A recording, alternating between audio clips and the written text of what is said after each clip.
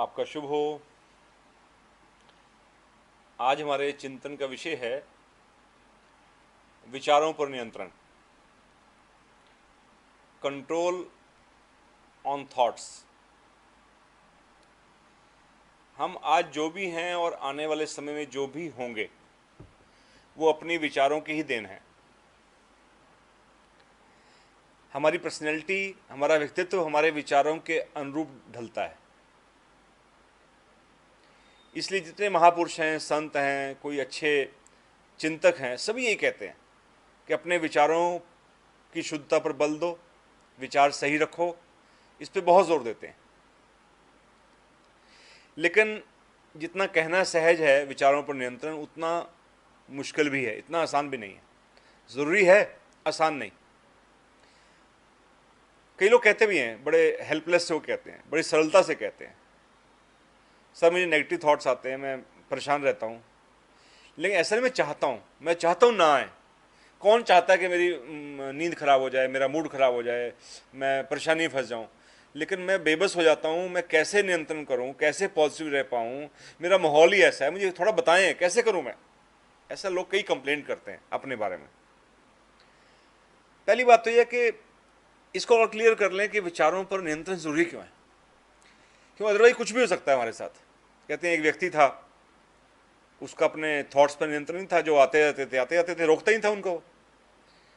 अब वो समझाने के लिए एक घटना है उसकी कि वो एक जंगल में चला गया और बहुत थका हुआ था, तो बाई चांस एक पेड़ के नीचे बैठ गया। कहते हैं वो पेड़ जो था कल्पतरु था। कल्पतरु के बारे में कहा जाता है कि वो इच्छा पूर्ति करता है। अब ये तो साइंटिफिकली एनालाइज करने की बात है कि करता नहीं करता, लेकिन समझाने के लिए घटना बहुत बढ़िया है। क्या थका मंदा बैठा था तो कहने लगा कि ऐसे बैठने में बड़ी परेशानी हो रही है, काश यहाँ कोई चारपाई होती बढ़िया सी। तो देखते देखते वहाँ बढ़िया चारपाई आ गई, पूरा आराम से लेट गया। कहते पिंडलियों में इतना दर्द हो रहा है, पाँव के सारे टांगों में तकलीफ बहुत है, दर्द बहुत है पिंडलियों में। कोई दबा देता है, इसको मसाज कर देता है, कोई सेवादार मिल जाता है यहाँ पर मुट्ठी चापी करने वाला, तो क्या मजा आता।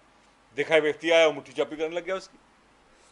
फिर भूख भी लगी थी उसको, उसने कोई खाने के लिए अच्छा पदार्थ या कोई अच्छा भोजन मिल जाता, देखा थालियां सजी हुई वहां उपस्थित होगी, उसके चारों तरफ भोजन हो गया, छक्के से भोजन किया और बड़े आराम से उसने तसल्ली पाई भोजन करके और लेट गया।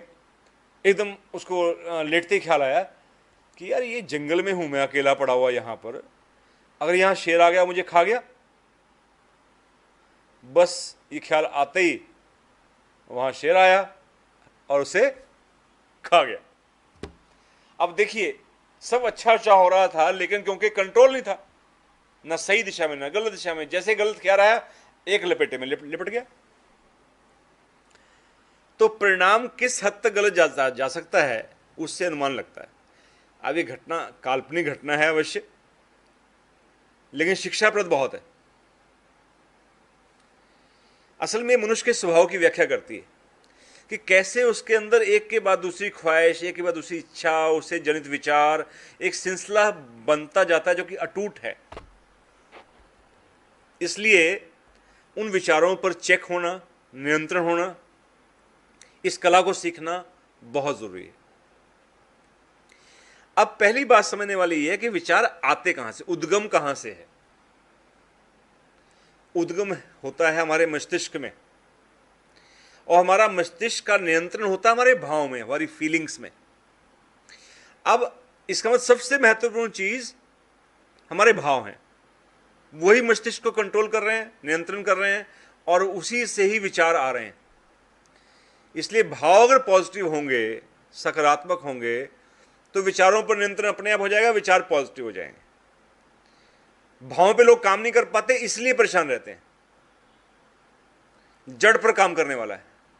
अब भावों के ऊपर काम करना यानी कि भावों को नियंत्रण करना, उनको पॉजिटिव रखना, नेक भाव पैदा करना, उच्च भाव पैदा करना, इसी को जगाने के लिए, नेगेटिव इमोशंस को, नेगेटिव फीलिंग्स को क्षीण करने के लिए, कमजोर करने के लिए, इन सब चीजों के लिए ही हमें सत्संग की जरूरत है, गुरु की जरूरत है, गाइडेंस की जरूरत है।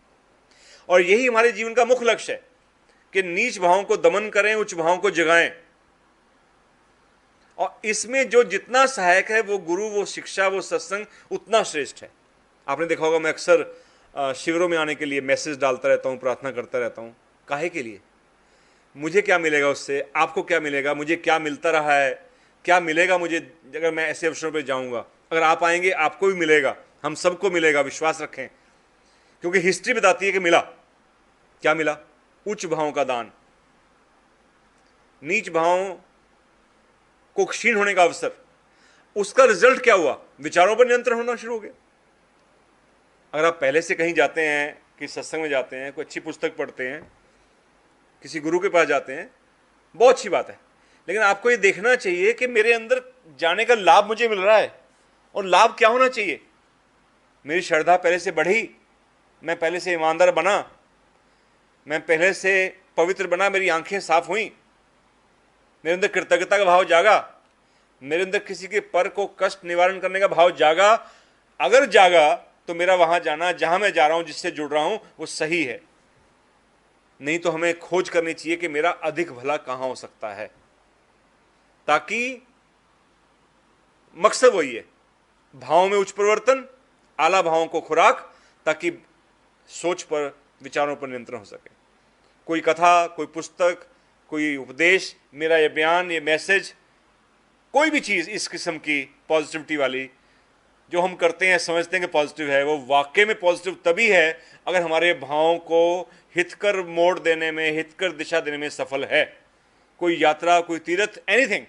अगर मैं बेईमान गया और बेईमानी लौट आया, नेगेटिविटी से गया, नेगेटिविटी में ही लौट आया, तो ये तीर्थ नहीं हुआ, ये सत्संग नहीं हुआ, ये पुस्तक पढ़ना व्यर्थ चला गया।